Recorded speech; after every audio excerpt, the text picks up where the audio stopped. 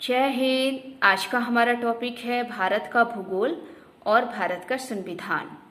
भारत का भूगोल और भारत का संविधान ये हमने एनसीईआरटी की किताब से लिया है। एनसीईआरटी की किताब से आज हम लोग जीके को कवर करेंगे, जो भारत के भूगोल और भारत के संविधान से संबंधित है। और एनसीईआरटी की किताब से बहुत बार क्वेश्चन जो है पूछे जाते हैं, तो आइए देखते हैं। सबसे पहले हम लोग एनसीईआरटी की किताब में भूगोल में नदियों को देखेंगे, क्योंकि नदियों से बहुत बार क्वेश्चन जो है एग्जाम में पूछे जाते हैं। तो यहाँ पर आप देखेंगे कावेरी नदी। कावेरी नदी के कुछ पॉइंट नोट करेंगे। कावेरी नदी की लंबाई दोस्तों 858 किलोमीटर है और इसका उद्गम देखेंगे तो उद्गम दोस्तों ब्रह्मगिरी पहाड़ी कर्नाटक से होता है। तो एग्जाम में पूछा जाता है कि कावेरी नदी का उद्गम कहाँ से होता है, तो ध्यान रखिएगा कर्नाटक राज्य से। और पहाड़ी कौन सी है दोस्तों? ब्रह्मगिरी पहाड़ी। कावेरी नदी जो है ये सदा नीरा नदी है। सदा नीरा नदी का मतलब होता है जो वर्ष भर बहती रहती है। और कावेरी नदी को दोस्तों दक्षिण भारत की गंगा कहते हैं। तो ये 4 पॉइंट इसके नोट करेंगे, एग्जाम में पूछे गए हैं। ये हमने एनसीईआरटी की किताब से लिया है। आगे देखेंगे गोदावरी नदी। आप जानते हैं कि गोदावरी नदी की लंबाई जो है 1465 किलोमीटर है। 1465 किलोमीटर जो है ये गोदावरी नदी की लंबाई है। और इसका उद्गम देखेंगे तो त्र्यंबकेश्वर पहाड़ी महाराष्ट्र से इसका उद्गम होता है। तो ये एग्जाम में पूछा जाता है कि गोदावरी नदी का उद्गम कहाँ से होता है, तो ध्यान रखिएगा त्र्यंबकेश्वर पहाड़ी महाराष्ट्र। और महाराष्ट्र में भी कहाँ दोस्तों? नासिक, क्योंकि नासिक शहर जो है महाराष्ट्र में है। तो नासिक शहर से ही गोदावरी नदी का उद्गम होता है, तो इसको आप नोट करेंगे। साथ ही साथ ये जो गोदावरी नदी है ये दोस्तों दक्षिण भारत की सबसे लंबी नदी है। तो पूछा जाता है कि दक्षिण भारत की सबसे लंबी नदी कौन सी है, तो ध्यान रखिएगा गोदावरी नदी। और भारत की सबसे लंबी नदी कौन सी है? गंगा। उसके बाद गोदावरी नदी के कुछ अन्य नाम भी हैं, जैसे कि वृद्ध गंगा, बूढ़ी गंगा। इन सभी के नाम से गोदावरी नदी को जाना जाता है, तो इसको भी नोट करके चलेंगे। आगे देखेंगे माही नदी। माही नदी की लंबाई दोस्तों 576 किलोमीटर है और इसका उद्गम देखेंगे तो विंध्याचल पर्वत के मध्य प्रदेश से होता है। आप जानते हैं कि विंध्याचल पर्वत जो है मध्य प्रदेश में है और मध्य प्रदेश के धार जिले से माही नदी का उद्गम होता है। और माही नदी का बहाव राज्य देखेंगे कि कितने राज्यों से होकर बहती है, तो ध्यान रखिएगा सबसे पहले ये मध्य प्रदेश में बहती है, उसके बाद ये राजस्थान में जाती है, राजस्थान के बाद ये गुजरात में जाती है और गुजरात के बाद ये खंबात की खाड़ी में जाकर गिर जाती है।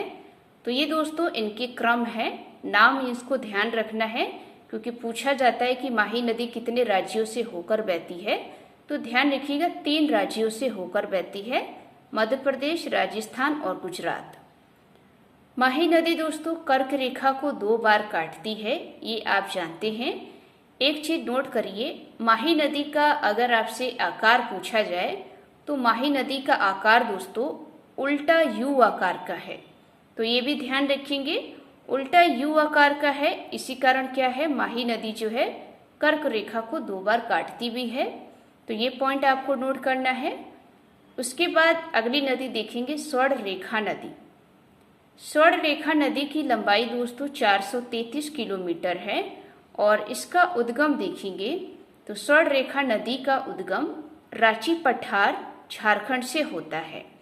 तो ध्यान रखिएगा उद्गम स्थान आपको नोट करके चलना है, क्योंकि उद्गम से रिलेटिव नदियों के बारे में क्वेश्चन पूछे जाते हैं। तो स्वर्ण रेखा नदी का उद्गम रांची के पठार झारखंड से होता है और इसी स्वर्ण रेखा नदी पर दोस्तों हुंड्रू जलप्रपात है। तो ये जलप्रपात को ध्यान रखिए, बहुत बार पूछा भी गया कि हुंड्रू जलप्रपात किस नदी पर है, तो ध्यान रखिएगा स्वर्ण रेखा नदी पर। उसके बाद अगली नदी आप देखेंगे माही नदी। अभी हाल ही में यूपीपीसीएस का एग्जाम हुआ था, उसमें भी दोस्तों माही नदी से रिलेटिव क्वेश्चन पूछा गया था कि माही नदी का उद्गम कहाँ से होता है। तो ध्यान रखिएगा, माही नदी की लंबाई देखेंगे तो 851 किलोमीटर है और इसका उद्गम दोस्तों मैकाल पर्वत से होता है। और पहाड़ी देखेंगे तो सिहावा पहाड़ी और राज्य दोस्तों छत्तीसगढ़। ये तीनों पॉइंट नोट करना है। आपसे पूछा जाता है कि महानदी किस पर्वत से निकलती है, तो ध्यान रखिएगा मैकाल पर्वत। या महानदी किस पहाड़ी से निकलती है, तो सिहावा पहाड़ी। या महानदी किस राज्य से बहती है या किस राज्य से इसका उद्गम होता है, तो ध्यान रखिएगा छत्तीसगढ़। तो ये तीनों पॉइंट आपको नोट करके चलना है। तो ये दोस्तों भूगोल का टॉपिक है नदियों से रिलेटिव।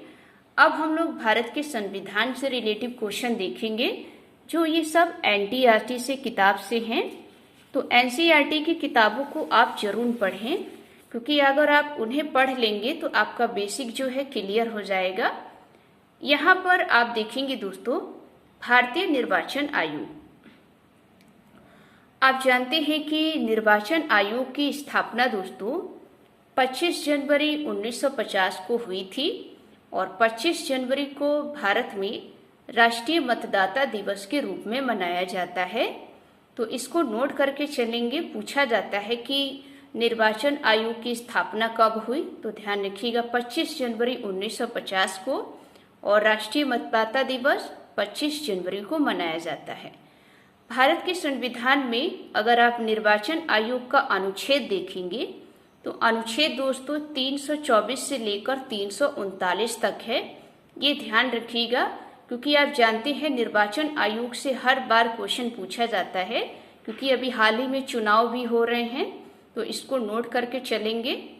निर्वाचन आयोग का संविधान में भाग देखेंगे तो ये भाग 15 है, यानी कि निर्वाचन आयोग का उल्लेख जो है संविधान के भाग 15 में दिखाई देता है। साथ ही साथ निर्वाचन आयोग के प्रथम निर्वाचन आयुक्त जो थे वो सुकुमार सेन थे, ये आप जानते हैं। लेकिन वर्तमान में कौन है तो बताइए हमें कमेंट बॉक्स में। उसके बाद हम लोग देखेंगे मूल कर्तव्य। मूल कर्तव्य या फिर इसको कह सकते हैं मौलिक कर्तव्य। अगर आप मूल कर्तव्य को देखेंगे तो भारत के संविधान में ये नहीं था।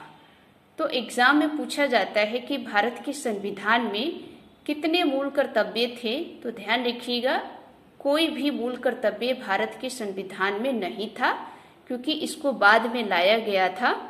तो आइए इसके कुछ पॉइंट नोट करते हैं।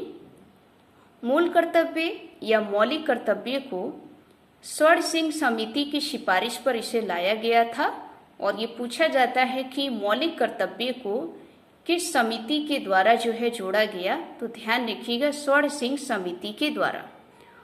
मूल कर्तव्यों को हमने अपने भारत में दोस्तों रूस देश से लिया है, तो इसको भी नोट करेंगे। पूछा जाता है कि मूल कर्तव्य को किस देश से लिया गया है, तो ध्यान रखिएगा रूस से।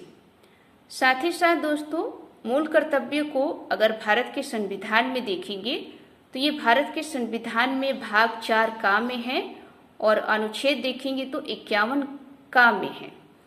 तो इसको नोट करके चलेंगे, क्योंकि ये मूल संविधान में नहीं था, बाद में इसे जोड़ा गया।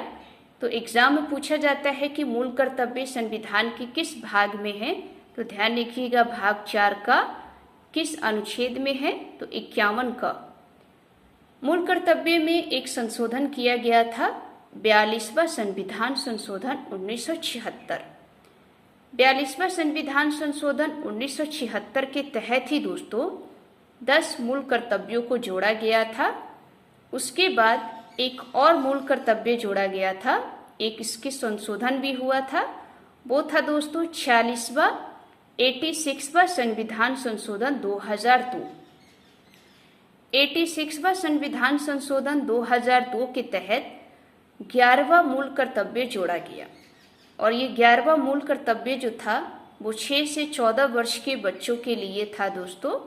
तो ध्यान रखिएगा, अगर आप वर्तमान के संविधान में देखेंगे तो वर्तमान के संविधान में कुल मूल कर्तव्य जो है 11 है। तो नोट करके चले, ये सारे क्वेश्चन एग्जाम में पूछे गए हैं। तो ध्यान रखिएगा मूल कर्तव्य को किस समिति की सिफारिश पर जोड़ा गया, तो स्वैच्छिक समिति की सिफारिश पर। किस देश से लिया गया है? रूस से। किस भाग में है? तो भाग 4 का में। किस अनुच्छेद में है? तो 51 का में। 10 मूल कर्तव्य किस संविधान संशोधन के तहत जोड़े गए? तो 42वां संविधान संशोधन 1976 के तहत जोड़े गए। 11वां मूल कर्तव्य किस संविधान संशोधन के तहत जोड़ा गया? तो ध्यान रखिएगा 86वां संविधान संशोधन 2002 के तहत। वर्तमान में कुल कितने मूल कर्तव्य हैं? तो 11। तो इस तरीके के क्वेश्चन एग्जाम में पूछे जाते हैं, तो आप नोट करेंगे। आगे देखेंगे संविधान की प्रस्तावना। आप जानते हैं कि भारत के संविधान में जो प्रस्तावना है, प्रस्तावना का प्रावधान जो है हमने यूएसए से लिया है, और प्रस्तावना की जो भाषा है ये हमने दोस्तों ऑस्ट्रेलिया देश से ली है। तो बहुत बार एग्जाम में पूछा जाता है कि प्रस्तावना को किस देश से लिया गया है, तो ध्यान रखिएगा यूएसए से। और भारत में जो प्रस्तावना है यानी कि जो प्रियम्बल है, इसकी भाषा जो है किस देश से ली है? तो ऑस्ट्रेलिया देश से।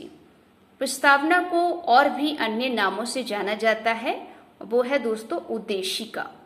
तो उद्देशिका या प्रस्तावना ये दोनों दोस्तों एक ही है।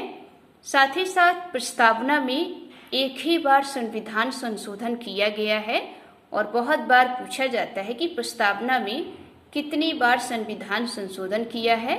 तो ध्यान रखिएगा एक ही बार संविधान संशोधन किया गया, और वो कौन सा था? 42वां संविधान संशोधन 1976। 42वां संविधान संशोधन 1976 के तहत दोस्तों प्रस्तावना में 3 शब्द जोड़े गए, और वो 3 शब्द थे समाजवादी, पंथ निरपेक्ष और अखंडता। तो ये दोस्तों एनसीईआरटी की किताब से भूगोल और भारत के संविधान से कुछ जीके के क्वेश्चन थे, तो आप अपनी कॉपी पर नोट जरूर करें। तो आज की ये वीडियो आपको कैसी लगी?